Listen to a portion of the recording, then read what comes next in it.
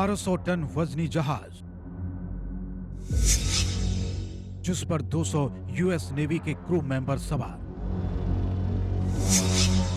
जहाज का नाम यूएस एल्ड्रीज, जो कि फिलाडेल्फिया के शिपयार्ड से गायब होता है और फिर दिखाई देता है 300 किलोमीटर दूर वर्जीनिया के तट पर, और वो भी केवल कुछ मिनट में।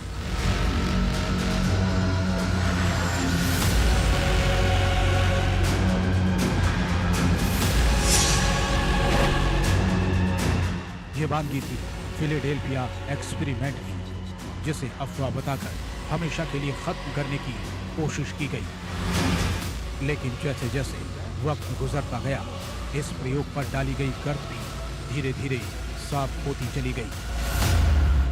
माना जाता है कि विश्व युद्ध के वक्त इस एक्सपेरिमेंट को अंजाम तक पहुंचाने की जरूरत महसूस की गई। दूसरे विश्व युद्ध का समय था। मित्र राष्ट्र और दुश्मन देशों के हमले एक दूसरे को दहला रहे थे।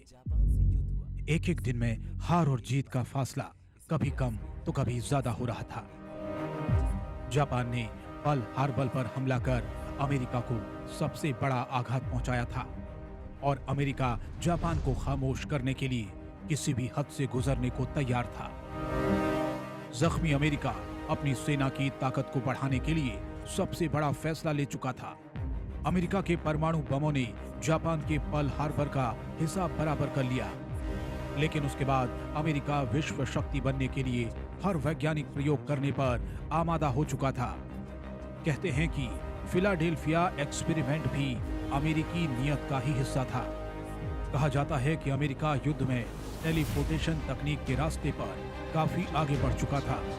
इनविजिबिलिटी यानी अदृश्यता जैसे प्रयोगों के बूते महाशक्ति बनने की राह पर चल पड़ा था अमेरिका, क्योंकि उसके पास दुनिया के सबसे बड़े वैज्ञानिकों की भीड़ मौजूद थी।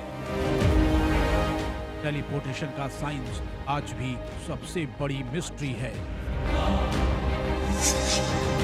क्या कोई इंसान गायब होकर प्रकट हो सकता है?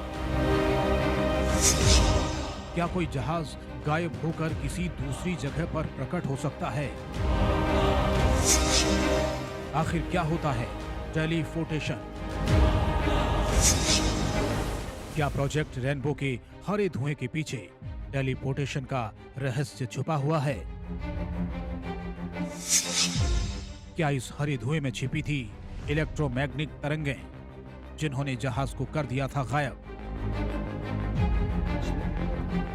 विज्ञान की किताबों में छुपे फॉर्मूले ने जब हकीकत की शक्ल ली तो वह कितने खौफनाक हो सकते हैं, इसी का जीता जागता सबूत बना फिलाडेल्फिया एक्सपेरिमेंट। दरअसल टेलीपोर्टेशन बिना दिखे एक जगह से दूसरी जगह पर आने जाने को कहा जाता है, और ये अदृश्य होकर यानी इनविजिबिलिटी के सहारे किया जाता है। ये बिल्कुल जेके रोलिंग्स की सीरीज हैरी पॉटर के उस जादुई कंबल की तरह है, जिसमें छिपकर हैरी पॉटर एक जगह से दूसरी जगह पर आसानी से आया जाया करता था।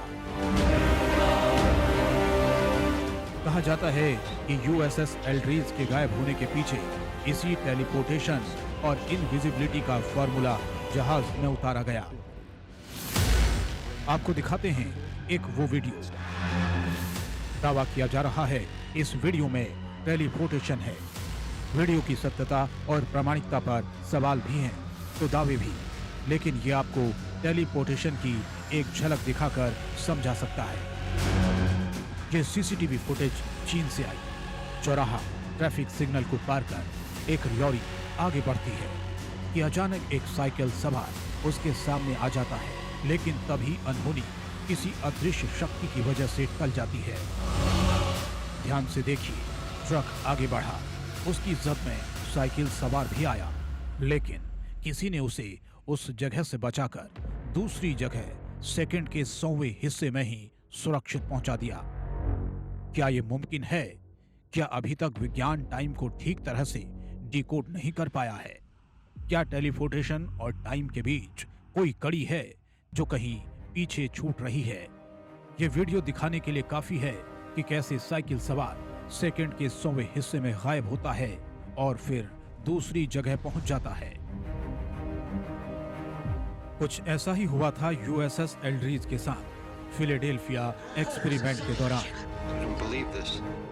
तो क्या मान लिया जाए कि क्या ये मुमकिन है कि 1200 टन वजनी जहाज को 200 क्रू मेंबर्स के साथ एक साथ गायब किया जा सकता है और सेकंड्स में ही वो जहाज 300 किलोमीटर की दूरी तय कर सकता है?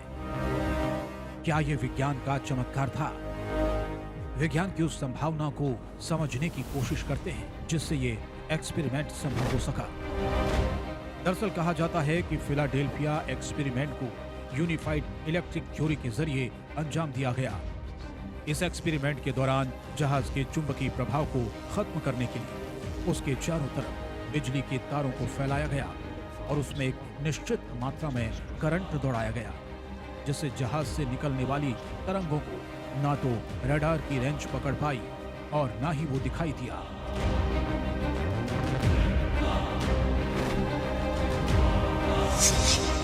तो क्या ये चुंबकीय असर था? तो क्या उस हरे धुएं में ऐसा असर था कि उसमें यूएसएस एल्ड्रीज गायब हो गया? आखिर ऐसे चमत्कारिक एक्सपेरिमेंट को करने के पीछे किसका दिमाग था? क्या ये आइंस्टीन की कोई गुप्त थ्योरी थी या फिर कोई दिमाग था इसके पीछे? एक वैज्ञानिक और था, निकोल टेस्ला, जिसे इस प्रयोग का मास्टरमाइंड माना जाता है। आखिर कौन था ये गुमनाम वैज्ञानिक?